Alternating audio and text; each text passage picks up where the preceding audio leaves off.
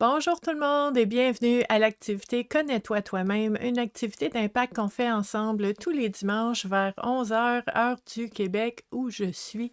Donc très heureuse d'être avec vous encore une fois aujourd'hui pour cette belle activité d'introspection où est-ce qu'on explore différentes thématiques qui ont vraiment le potentiel de changer nos perceptions, notre interprétation des événements, de changer aussi notre façon de prendre des décisions et de faire des choix au quotidien. Donc, si vous êtes nouveau ici sur la communauté Vivre à coup de cœur, il faut savoir que tout ce qu'on fait, c'est en lien avec le bien-être, la santé mentale et le cheminement personnel.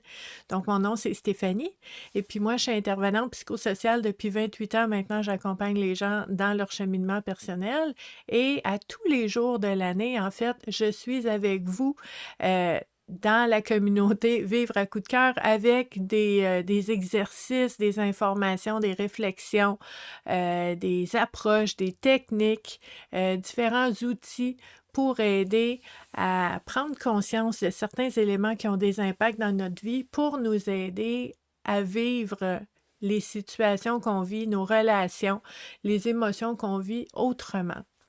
Donc, en fait, le dimanche, c'est un peu spécial. C'est notre activité cerise, sur le Sunday, dessert de la semaine, parce qu'on fait une activité d'introspection très, très, très personnelle. Donc, ce sont nos propres prises de conscience qui vont avoir de l'impact dans notre propre réalité, mais on fait ça ensemble. Donc, c'est interactif. Dans les commentaires, on va partager différentes façons d'explorer les thématiques qui vont ressortir et ça va permettre à chacun de cheminer selon sa propre compréhension des choses. Donc, ça fait 7 ans et demi, plus que 7 ans et demi qu'on fait cette activité-là tous les dimanches sans relâche. Soit dit en passant, aujourd'hui, dimanche, le 3 mai, je ne suis pas avec vous dans les commentaires en temps réel maintenant parce que, en ce moment même, je suis au salon Pleine Conscience à Saint-Hyacinthe. Donc, j'ai le kiosque numéro 9. Si vous voulez venir me voir, on fait des activités, on va jaser ensemble. J'ai une conférence qui a été faite ce matin aussi. Donc, vraiment un beau week-end hier et aujourd'hui. Donc, cette activité-là, ici présente, elle est préenregistrée parce que on ne peut pas arriver à se cloner. On ne peut pas être à deux endroits en même temps. Donc, ce qu'on va faire, c'est qu'on va faire l'activité ensemble maintenant. Dans les commentaires, vous allez partager votre façon de voir les choses, d'interpréter les différentes thématiques. Vous allez partager vos questionnements aussi, comme on fait d'habitude. Et moi, je vais revenir plus tard dans les commentaires, échanger avec vous à ce sujet-là. Donc, un beau compromis pour pouvoir accompagner le plus de personnes possible. Donc, on est ici à 11 heures en faisant cette activité-là et en même temps, je suis au salon Pleine Conscience à Saint-Hyacinthe pour pouvoir accompagner d'autres personnes. N'est-ce pas merveilleux? Donc, vous savez, ce week-end-là, c'est un de mes week-ends préférés. En fait, mon autre week-end préféré, ça va être fin septembre, un autre salon Pleine Conscience qui va avoir lieu à Mont-Saint-Grégoire. Donc, j'adore ces week-ends-là.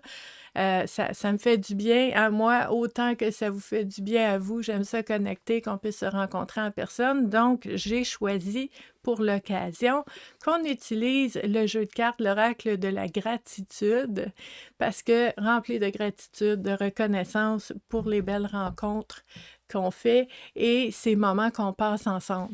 Donc, on va utiliser ce jeu de cartes oracle-là aujourd'hui pour voir quelles thématiques qui vont ressortir et comment on peut explorer ces thématiques-là pour nous aider à voir les choses autrement, porter un autre regard sur nos relations, sur nos besoins, sur notre façon de vivre et de voir les choses qui pourraient potentiellement nous aider à aller chercher un peu plus de légèreté, peut-être aussi plus de cohérence, d'alignement, toujours avec authenticité dans notre vie, de dire, mais je sais qui je suis, je sais de quoi j'ai besoin et je veux prendre des décisions qui vont dans ce sens-là.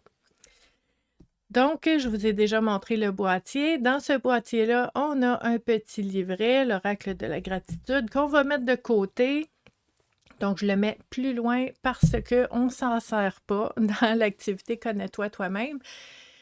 Ce qu'on veut faire dans cette activité-là, c'est qu'on veut faire confiance à notre propre instinct. Donc, on ne veut pas lire la définition ou la réponse ou la solution que l'auteur nous propose en lien avec chacune des cartes. Ce qu'on veut faire, c'est explorer ce qui ressort, ce qui émerge de soi. Donc, c'est très, très, très personnalisé. C'est adapté à notre vie parce que les réponses émergent de nous au contact avec la thématique. Donc, dépendant de ce qui va sortir, vous allez voir des images, peut-être des visages, vous allez avoir des souvenirs, des paroles que vous avez entendues qui vont revenir comme un écho, puis ça va être ça, votre lien avec cette thématique-là. Donc, c'est très, très, très personnel à chacun. Et le fait de pouvoir échanger ensemble dans les commentaires sur ce qui émerge pour chacun de nous, bien, ça fait que toutes les personnes qui vont être ici en ce moment en temps réel, mais aussi qui vont réécouter l'activité en rediffusion, vont avoir accès à ce petit coup de pouce-là pour cheminer dans leur propre réflexion aussi. Donc, je vais vous montrer les cartes. Ça ressemble à ça, des belles cartes mauves et des magnifiques couleurs, illustrations, c'est vraiment beau. Donc, on a un mot, un thème, une image par carte. Celle-là, c'était la présence. On a une belle carte d'évolution ici. Je vous en montre quelques-unes. Oh, l'auto-évaluation. Elles sont vraiment belles. Elles sont très belles, ces cartes-là. On a une belle carte de soutien. C'est tellement lumineux, ces cartes-là. Je les aime vraiment beaucoup.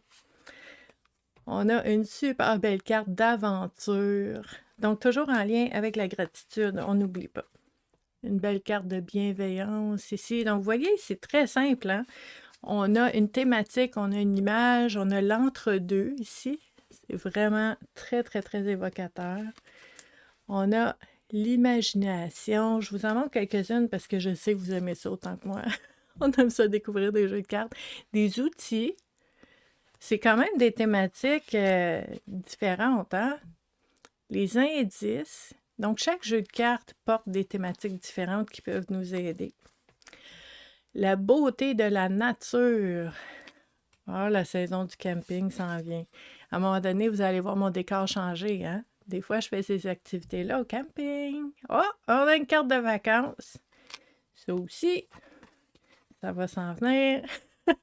Confiez-vous. Donc, je vous en montre quelques-unes, là, pour qu'on puisse voir l'intention ici. Donc, on a une belle carte de possibilités. Donc, ça ressemble à ça, ce jeu-là. Ce qu'on va faire, c'est qu'on brasse les cartes en ayant l'intention que les 3 thématiques qui vont ressortir soient porteuses ou déclencheurs de prise de conscience qui soient vraiment, vraiment importantes, là. Moi, je trouve ça tellement puissant quand on fait une prise de conscience qui change tout. Puis des fois, les gens vont dire « Ah oui, c'est des promesses en l'air, ça peut pas tout changer. » Minute. Il y a certaines prises de conscience, puis vous l'avez peut-être déjà vécu, là. Il y a certaines prises de conscience qui changent tout. On n'est plus la même personne quand on a compris quelque chose. On voit plus les choses de la même façon quand on l'a vu autrement. Il y a pas de... On ne peut pas revenir en arrière, là. On ne peut pas désavoir ce qu'on sait maintenant. C'est ce type de prise de conscience-là que moi, je recherche vraiment dans l'activité Connais-toi toi-même, mais aussi avec vous quand je vous accompagne en individuel, de vraiment avoir des moments où est-ce que, OK, ça tilte, là, puis tout a changé. Puis là, on peut vraiment aller très directement à ce qui est important pour nous, ce qui est dans notre meilleur intérêt de santé, de sécurité, de bien-être, puis très, très précisément. Ça, pour moi, c'est magnifique de voir ça en action et c'est ce que je vous propose aussi dans l'activité Connais-toi toi-même, mais aussi quand je vous accompagne en groupe, je fais des groupes de soutien, mais aussi en individuel. C'est super important pour moi que concrètement, ça change quelque chose puis ça vous apporte quelque chose.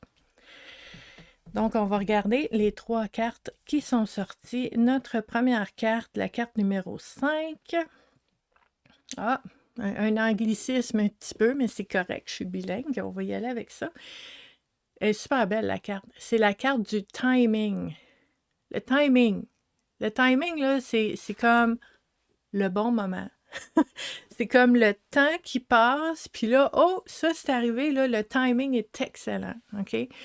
Puis là, il ne faut pas oublier, on est dans notre jeu de cartes de la gratitude. Donc, la gratitude en lien avec le timing.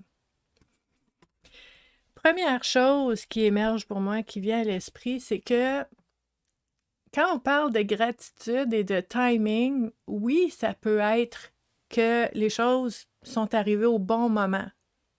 J'ai rencontré la bonne personne au bon moment. Une personne qui est proche de moi et j'ai eu l'instinct d'écouter, j'ai entendu les paroles que j'avais besoin d'entendre au bon moment. Tu sais, le timing et la gratitude d'avoir été là quand ça s'est passé parce que ça m'a apporté quelque chose de bon. Je reconnais que c'est arrivé et j'ai beaucoup de gratitude. Bon, ça peut être ça.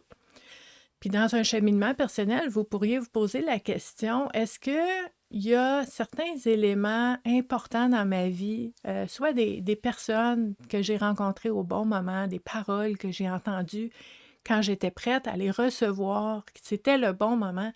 Est-ce que c'est déjà arrivé? Puis ce qu'on veut faire, en fait, c'est parce que oui, il y a la gratitude, mais il y a la reconnaissance. Je veux reconnaître que c'est arrivé. Puis reconnaître ce que ça veut dire, c'est à travers toutes les sollicitations, puis le bruit ambiant, puis les demandes, puis les obligations, puis les tâches, puis les choses à faire. Tu sais, on peut pas tout voir, on peut pas tout capter. Mais je reconnais, je donne de l'importance, j'observe, je reconnais que ça a été important, puis ça a été bon pour moi. Donc, c'est un exercice à faire de ralentir et de scanner l'environnement pour reconnaître qu'est-ce qui se passe, alors que tout roule puis tout va vite. Donc, c'est un art à développer, de ralentir comme ça, d'observer, de reconnaître. Puis oui, tu sais, vous pourriez vous poser la question sur quand est-ce que j'étais au bon endroit au bon moment pour entendre ou voir ou comprendre quelque chose ou rencontrer quelqu'un que ça a été bénéfique, positif à l'avenir. Ça, c'est un élément. L'autre élément qu'on peut explorer dans notre cheminement personnel, c'est est-ce que c'est déjà arrivé dans le timing que j'ai vécu quelque chose de difficile, un défi, une épreuve, un affront? Y a-t-il quelqu'un qui a dit des paroles que j'ai captées, que j'ai entendues, puis que ça m'a pourri la vie pendant un moment parce que je pensais juste à ça, ou ça l'a joué sur mon estime de moi, ou ça m'a fait de la peine, ou peu importe, mais que je me rends compte avec le recul que le timing était bon parce que ça m'a fait comprendre quelque chose. Je vous donne un exemple. Des fois, à travers certains défis et certaines épreuves, à travers certaines blessures, on va apprendre qui sont nos vrais amis et qui ne sont pas nos vrais amis. Parce que il y a des paroles qui se disent pas. Je veux dire, tu t'agirais pas comme ça avec quelqu'un que t'aimes. Quand on aime quelqu'un, on agit de façon aimable. Bon, tu sais, pour moi, ça fait tout son sens, là. C'est comme normal, c'est comme dire que de l'eau, c'est mouillé. Pour moi, ça fait tout son sens. Mais il faut croire, à travers certaines expériences que peut-être vous avez déjà vécues puis que moi j'ai vécu, que c'est pas tout le monde qui dit qu'il nous aime, qui agit de façon aimable. Puis quand ça arrive, on comprend rien, parce que nous, on n'est pas comme ça, ou on ferait pas ça, ou on dirait jamais ça. Puis là, on dit, voyons donc, comment ça, cette personne m'a dit ça? Puis là, c'est peut-être vrai, on se remet en question parce que cette personne-là m'aime. Elle ne voudrait pas me blesser juste pour me blesser. Elle dit qu'elle m'aime. Sauf qu'elle dit qu'elle m'aime. Mais est-ce qu'elle m'aime? Est-ce que, tu sais, c'est quoi l'intention? C'est quoi la profondeur de la relation? des fois, on n'est pas tout à fait connaissant de la nature de la relation. Des fois, on a une image, une illusion. Moi, j'appelle ça une illusion confortable. Où est-ce qu'on dit, ah oui, tu sais, avec cette personne-là, puis tu sais, moi, je nous vois comme ça, mais des fois, c'est une illusion. Donc, oui, on va aller dans l'opposé, de dire des fois, on peut être désillusionné. Puis là, on ne sait pas quoi faire avec cette info-là, de dire, ben, je peux pas croire qu'une personne qui m'aime pourrait agir comme ça avec moi. Ben, des fois, c'est le bon timing pour apprendre vraiment qui nous on est, hein, qui on est, puis qui les gens sont autour de nous. Donc oui, des fois, ça peut être blessant, ça peut faire mal, mais au final, est-ce que ça m'a aidé? Est-ce que ça m'a aidé? Puis est-ce que je peux aller chercher de la gratitude là-dedans? Moi, je vais dire ça souvent. C'est, bien souvent, quand ça arrive, heureusement, ça arrive pas souvent, là, mais quand ça arrive, j'ai une petite phrase que j'aime beaucoup, puis je me dis, je suis, tu sais, je suis blessée, ça m'a fait mal, mais je suis heureuse vraiment que cette personne-là a pu me... Tu sais, que j'ai pu voir clairement ce que portait cette personne-là, puis ce que c'était dans ma vie, même si ça m'a fait mal, parce que j'aime mieux le savoir que pas le savoir. J'aime mieux le savoir que de subir les impacts d'une relation malsaine puis de ne pas comprendre pourquoi ça se passe. J'aime mieux savoir que de me remettre en question puis que ça joue sur ton estime personnelle ou sur ta confiance en toi puis que tu sois dur envers toi-même, alors qu'il y a certaines personnes, des fois, qui sont juste malsaines en relation, qui sont pas capables d'être en relation.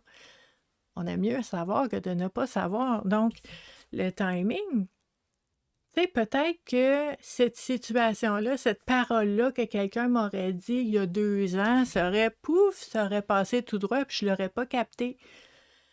Mais là, je ressens quelque chose, ça vient me chercher, ça me fait mal, ça me fait questionner.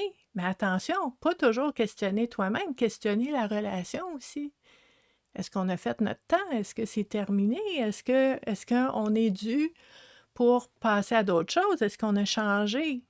Tu sais, nos besoins, nos aspirations, est-ce que ça l'a changé? Puis à ce moment-là, bien, le timing est bon. Parce qu'on l'a capté, parce qu'on peut faire quelque chose avec la nouvelle information.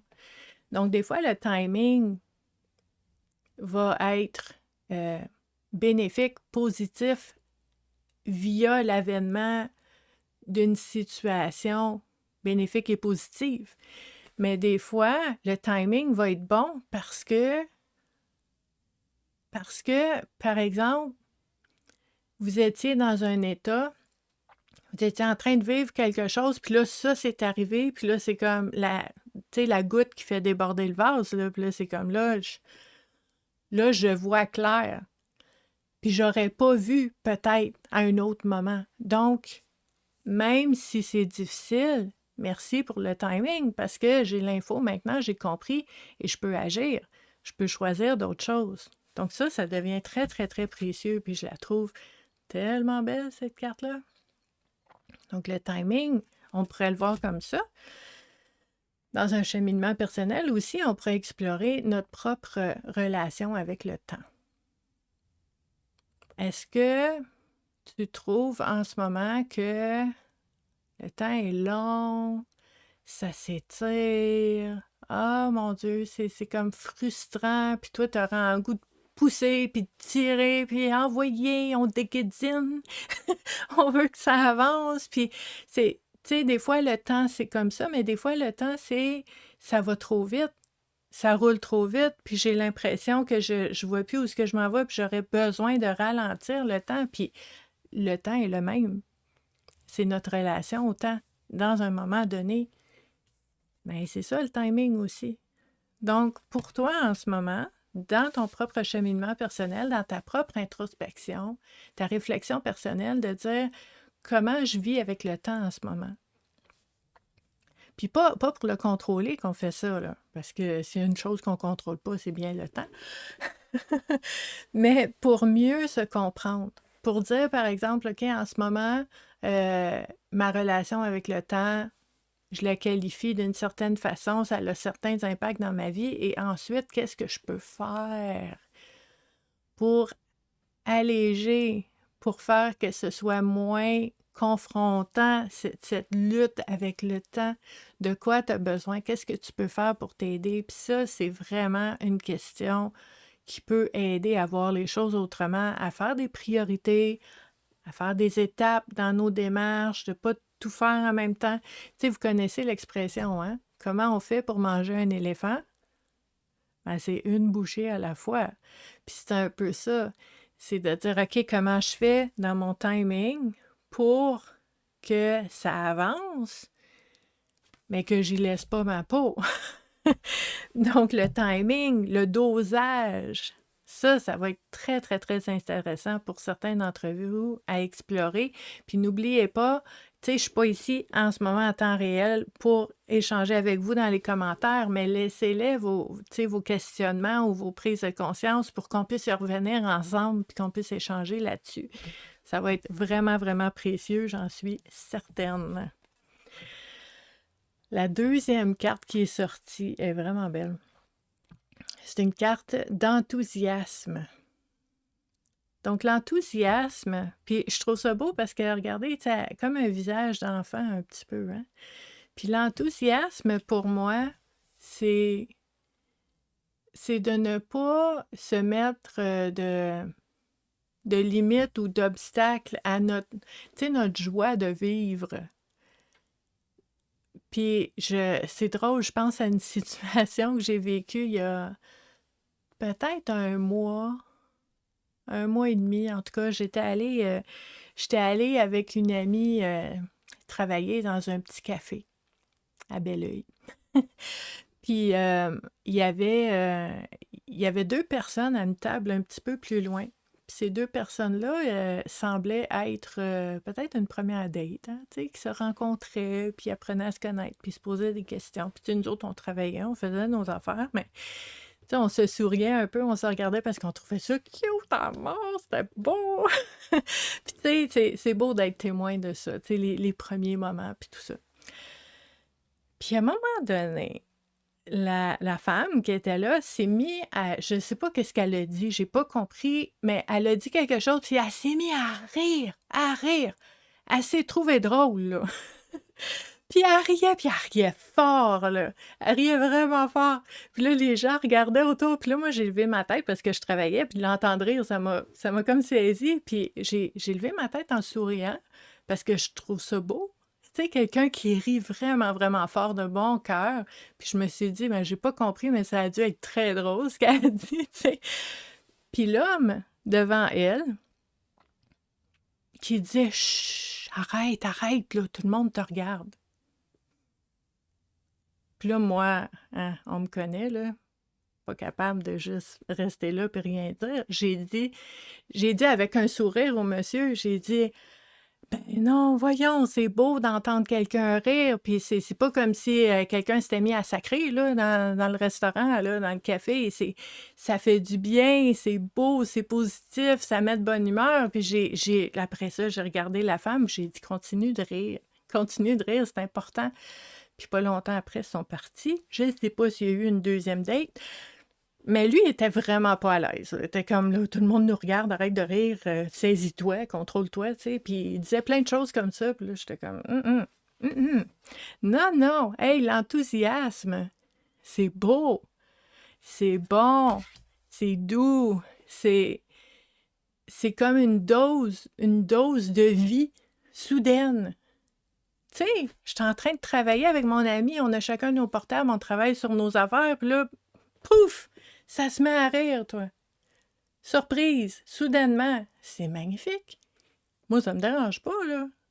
C'est beau, puis c'est contagieux, puis c'est ça l'enthousiasme. Moi, je trouve que c'est un bel exemple de ce que j'ai vécu, là, il y a à peu près un mois et demi dans ce café-là. C'était une personne Puis j'espère qu'elle ne changera pas, cette personne-là. C'est une personne qui s'est laissée aller, qui a laissé monter les bulles, le balbutiement de cet enthousiasme-là, de cette joie-là, puis qui a ouvert le flot, puis qui a dit, moi, je retiens rien de ma joie, là. Tout le monde va le savoir que je suis heureuse. Puis je trouve ça beau. Je trouve ça beau, puis je trouve que c'est important, quand on l'a, ça, de ne pas le perdre. Donc, l'enthousiasme, c'est comme un moment de... un peu de fébrilité, tu sais, ça sort tout seul, ça l'envahit le corps, mais aussi l'environnement. Puis, tu sais, dans une question de cheminement personnel, on pourrait vraiment explorer, est-ce que je suis à l'aise d'exprimer mon enthousiasme, d'exprimer ma joie de vivre, d'exprimer mon émerveillement de quelque chose. Puis, tu sais, si vous me connaissez personnellement, ou peut-être vous ne savez pas, mais moi, je veux dire, je peux aller n'importe où, là. je peux être en train de marcher jusqu'au courrier, puis je vais voir un écureuil, un oiseau, un arbre, une feuille qui est différente des autres, puis je vais arrêter, je vais la regarder, je vais dire, c'est pas ce que j'ai vu quand je suis allée au courrier. C'est important pour moi, ces moments-là, parce que il y a, entre autres, il y a tellement de... Tu sais, il y a tellement de mauvaises nouvelles, puis il y a tellement tu sais, de méchanceté des fois, puis de choses qui pourraient nous, tu sais, nous miner le moral, que je me dis, moi, la moindre petite affaire qui est beau, là, je vais la booster fois 100, là. Et ça va être beau, beau, beau, beau, beau, même si c'est juste beau. Parce que ça fait partie de cultiver cette joie de vivre intérieure-là. Puis, pour moi, quand on se retient, surtout quand on se retient d'exprimer quelque chose de si positif et bon, comme de rire ou d'être heureux, mais pourquoi on ferait ça? Puis si ça rend les gens mal à l'aise, ben, je suis pas en train de crier, de sacrer ou de traiter les gens de non, là. J'ai dit quelque chose de drôle, puis je ris. C'est quoi le problème? Donc, si pour vous, il y a un problème avec ça, de dire ben, j'aime pas quand les gens me regardent, j'aime pas quand les gens m'entendent, c'est correct parce qu'on est différents, mais en même temps, d'où ça vient? C'est quoi la source? C'est quoi la racine de ça? Est-ce que c'est quelque chose, c'est un mécanisme de défense que j'ai? Est-ce que je l'ai subi? Est-ce que je l'ai pris, puis je l'ai continué, puis je l'ai pris comme croyance? Ou est-ce que c'est vraiment ça que je veux? Est-ce que je pourrais essayer de le vivre autrement, de me laisser aller un petit peu? C'est quoi le pire qui pourrait arriver si je me laissais aller? C'est quoi le pire, tu sais, qui pourrait arriver si je me donnais cette permission-là? Mais c'est quoi le mieux qui pourrait arriver si je donne libre cours à l'expression de mon enthousiasme devant des choses ordinaires, que les gens ne comprennent pas pourquoi je suis excitée comme ça, mais moi, c'est gros.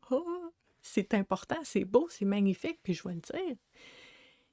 Qu'est-ce que ça change? Puis d'être très, très, très honnête envers vous-même, parce que vos croyances, vos blessures vont avoir une incidence sur votre réponse. Puis on ne veut pas répondre avec notre tête. Parce que souvent, on va dire, OK, je pense que la bonne réponse, ça serait ça. Moi, je ne vous demande pas d'avoir la bonne réponse, je vous demande d'avoir la vraie réponse. La vraie réponse ici, maintenant. Puis cette vraie réponse-là, qui est authentique, qui n'est pas non plus dans le paraître, qui est vraiment vrai de vrai, ben c'est votre point de départ. Puis là, vous allez dire, OK, c'est de là que je pars, puis ça explique bien des affaires. Comment je fais pour me rendre maintenant à où j'aimerais être? Puis, tu sais, dans mon exemple que je vous donnais tantôt, là, la personne qui est mal à l'aise, qui a honte, il avait honte, le gars, puis il était comme « Chut, chut, arrête, tout le monde te regarde, ressaisis-toi, voyons, contrôle-toi un peu. » Il était vraiment pas bien. Puis c'est drôle parce que ça matchait dans l'énergie. Autant que lui était pas bien, autant que elle, ça faisait rire encore plus. Parce que c'était comme oh, faut que j'arrête. Mais pas capable d'arrêter. Parce que c'est de la joie qui déborde. Puis qui voudrait arrêter ça? Honnêtement, là. Donc, c'est une belle occasion aussi de se mettre à la place de ces personnes-là, puis de dire, ben moi, dans cette situation-là qui est arrivée, tu sais, je me verrais dans quel rôle? Je suis qui, moi, dans cette situation-là? Puis d'où ça vient? C'est quoi mon raisonnement? C'est quoi aussi mon feeling, mon instinct? C'est quoi qui est comme cultivé en moi, puis qui vient de mes habitudes, de mes réflexes, de mes croyances, des blessures que je porte, puis essayer de mieux comprendre. Puis on pourrait aussi utiliser cette situation-là pour dire, OK, une prochaine fois, quel personnage j'aimerais être dans cette situation-là? Peut-être que tu aimerais être la barista qui est au bout du comptoir, puis qui entend rire au loin, puis qui dit ah, ma gang, ils ont du fun aujourd'hui, mais que tu es quand même retiré, mais l'ambiance est bonne. Ou tu es peut-être une autre personne qui est dans le café, puis qui se dit voyons, elle rit donc bien fort, elle. Ben, ça se peut. T'es qui? T'es qui dans ces rôles-là, dans cette situation-là? Puis qu'est-ce que ça t'apporte, cette réaction-là?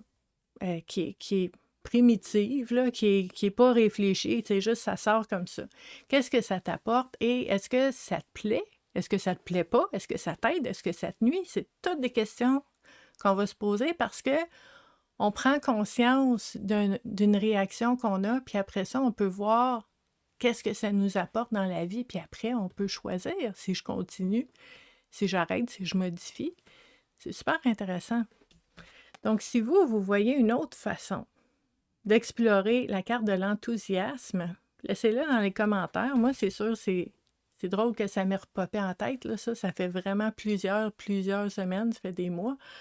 Puis, ça c'est revenu, cette femme-là, que j'oublierai pas parce que c'est vraiment, vraiment naturel. C'est très, très, très beau. Puis, je trouve que ça fait bien avec l'exploration de cette thématique-là. Mais si vous avez d'autres exemples, laissez-le aussi dans les commentaires. Notre troisième carte à explorer aujourd'hui. Ah, c'est douillet, celle-là. C'est douillet, ça a l'air beau. Fais dodo, fais dodo. C'est la carte du repos. Ah, moi j'aime la numérologie. La carte 43 qui parle de repos. 43, c'est 7, le repos. Ça fit. On aime ça. Donc, vous pourriez vous poser la question très, très, très sincèrement, avec toute l'ouverture et la vérité que vous pouvez ressentir. Quelle est ma relation avec le repos? Puis peut-être que votre premier instinct, ça va être un instinct de soupir, puis de dire « Oh my God, j'ai tellement besoin de repos, j'ai tellement besoin de repos. » Ça peut être ça. Ça peut être un sentiment de trop-plein. Ça peut être un sentiment de... Tu sais que ça va trop vite, puis il y a toujours quelque chose à faire, puis tu vois la carte du repos, puis c'est comme « Oh, j'aimerais donc ça, j'aimerais donc ça. » Ça peut être un sentiment comme ça. Ça peut être aussi, il y a certaines personnes qui vont regarder la carte du repos, puis qui vont dire, ben moi, j'en ai assez de me reposer, là. J'aurais besoin que ça bouge un peu. J'ai besoin d'action. Donc, vous voyez comment, au contact de la carte, par exemple, qui porte la thématique du repos, ben on peut voir que j'en ai trop ou j'en ai pas assez de repos. Les deux réponses sont bonnes. C'est adapté à vous-même. Puis peut-être que pour vous, une seule personne, là, peut dire, ben dans certaines sphères de ma vie, j'aurais besoin de repos, puis dans d'autres sphères de ma vie, ben ça fait assez longtemps que je suis là, puis que je patauge, j'aurais besoin que ça bouge, puis que ça avance. Les deux peuvent être vrais. Mais c'est d'avoir confiance en soi, en son propre instinct, à la sagesse de son corps qui dit oui au repos ou non au repos dans certaines sphères, puis de faire confiance à ça, puis d'en avoir conscience. C'est ça qui va aider aussi. Donc, la carte du repos. Puis ce qu'on pourrait faire aussi, ça c'est quelque chose que j'explore souvent avec les personnes que j'accompagne qui sont dans l'anxiété de performance, qui sont peut-être en épuisement professionnel, les personnes perfectionnistes, peut-être vous vous reconnaissez, mais d'aller explorer votre relation avec le repos. Est-ce que j'ai le droit de me reposer? Est-ce que je me donne le droit de me reposer? Si je me repose, si je me détends, mettez le mot que vous voulez. Relaxation, détente, repos, ralentir, prendre soin de soi. Est-ce que tous ces mots-là, pour vous, ça équivaut à insouciance, irresponsable, immature, pas fiable, paresseux? Oh mon Dieu! Hey, pire que ça, hein? Oh! Non, il n'y a pas pire que ça d'être paresseux. Il ne faudrait pas que les gens pensent que je suis paresseuse. Donc, j'active, j'active, j'active, j'active. Personne ne pourra dire que je suis paresseuse. Mais peut-être que j'ai besoin de repos.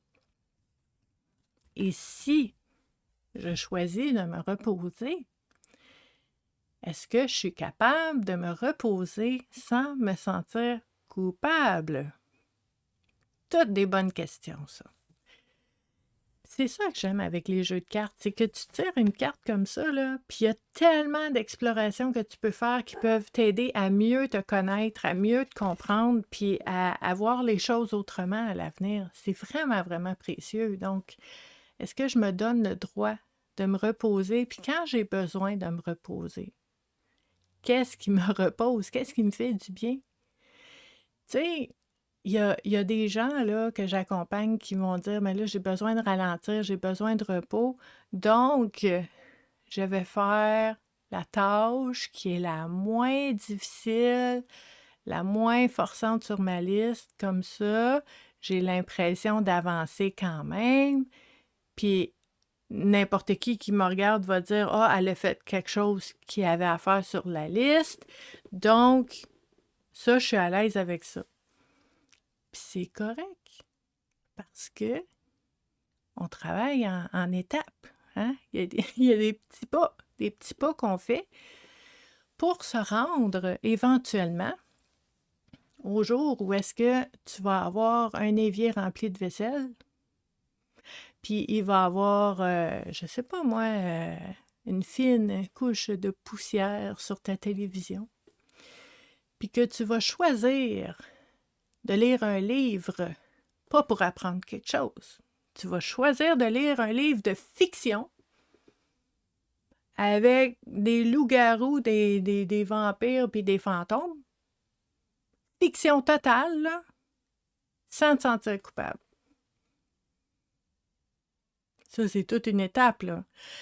Mais c'est ça l'idée. De quoi j'ai besoin? Qu'est-ce qui me ferait du bien? Puis je peux-tu me l'accorder sans me sentir coupable? Parce que moi, je peux vous dire que même là, si tu passes 5 heures à lire ton livre, c'est long 5 heures, là.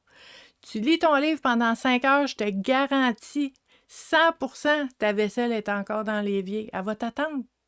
Tu n'as pas besoin de la faire tout de suite, elle va t'attendre. Donc, qu'est-ce que j'ai besoin en ce moment? Puis peut-être qu'à un certain moment, tu arrives chez toi, tu regardes autour, puis là, tu ressens une lourdeur, puis tu dis, moi, là, cette vaisselle-là, là, elle me pèse dessus. Ben, fais-la, parce que c'est ça qui va te faire du bien dans le moment. Je vous dis pas que de prendre soin de soi, puis de se faire du bien, puis de se reposer, c'est toujours une sieste, un bain chaud, un morceau de chocolat, de lire un livre, d'aller prendre une marche. C'est pas toujours ça. Des fois, le repos, puis de se faire du bien, c'est de faire ce qui nous pèse dessus. Je vais la faire, la foutue vaisselle. Ça va être fait, ça va me faire du bien, je vais me sentir légère, je vais être bien après. Voilà. Mais c'est ça, le repos. C'est de choisir ce qu'on fait pour essayer de s'alléger pendant et après. Puis une autre affaire, OK? Pendant que tu fais ta vaisselle, là, bon, c'est peut-être pas super passionnant et enthousiasmant à faire la vaisselle. Sauf que si tu fais la vaisselle en écoutant la compagnie créole, puis que tu danses dans ta cuisine en faisant la vaisselle, c'est peut-être plus le fun que de la faire en maugréant. Donc, pas juste qu'est-ce que je fais, mais comment je le fais. Ça, c'est important aussi. Donc, notre carte de repos. Est-ce que tu t'accordes du temps pour te reposer? Sans culpabilité et sans te justifier. T'es pas obligé, là. Puis moi, il y a quelque chose que je répète souvent, parce que c'est humain, c'est normal, hein? Tu sais, quand tu as, je sais pas, un membre de ta famille ou de ta parenté ou un voisin ou un ami qui te texte, il te texte ou il t'appelle puis il dit fais-tu quelque chose en fin de semaine? Puis là, par exemple, si moi, j'ai prévu de me reposer pendant la fin de semaine, des fois, je vais dire non, je fais rien. Mais ce n'est pas une invitation à venir remplir mon horaire. Un instant. Je fais rien et je veux ne rien faire. Ou, bon, je dis ça, c'est une façon de parler parce que c'est vraiment rare qu'on fait rien. Même quand tu fais une sieste, tu fais une sieste. Quand tu lis, tu lis. Tu n'es pas en train de rien faire. Mais j'ai rien au programme qui va être une tâche, une responsabilité, une obligation ou quelque chose qui va, pour une raison ou une autre, peser dans mon horaire, peser sur moi, tu sais. Donc, à ce moment-là, c'est important de dire aux gens, j'ai prévu une soirée pour me reposer, j'ai prévu une journée pour me reposer, j'ai prévu un week-end pour me reposer, j'ai prévu une semaine de vacances, je vais juste me reposer. Et je n'ai pas besoin que tu répares, que tu règles, que tu ajoutes quelque chose, que tu m'aides. Je n'ai pas besoin d'aide. Je veux me reposer et je vais me reposer. Je fais pas pitié. J'ai pas besoin d'être sauvée. Si j'ai à tout moment un élan, un instinct de dire ça me tente de voir du monde, je vais t'appeler. C'est important d'être capable de se l'accorder, mais d'être capable de le nommer et de l'exprimer aussi pour que les gens comprennent que c'est un choix de se reposer. Des fois, c'est un choix d'être toute seule, de fermer la porte, de fermer les sonneries. C'est pas triste, c'est pas de l'isolement, c'est un choix. Besoin de se reposer, besoin de solitude. On se fait un cadeau. On n'a pas besoin d'être sauvé. Donc, de pouvoir le nommer aux personnes autour de nous, j'ai besoin de ça et je me l'accorde. Puis, on se verra la semaine prochaine ou on se verra demain. Mais de le nommer comme ça pour que ce soit clair, puis pour prendre l'habitude d'affirmer ce qu'on a besoin aussi, de respecter nos besoins.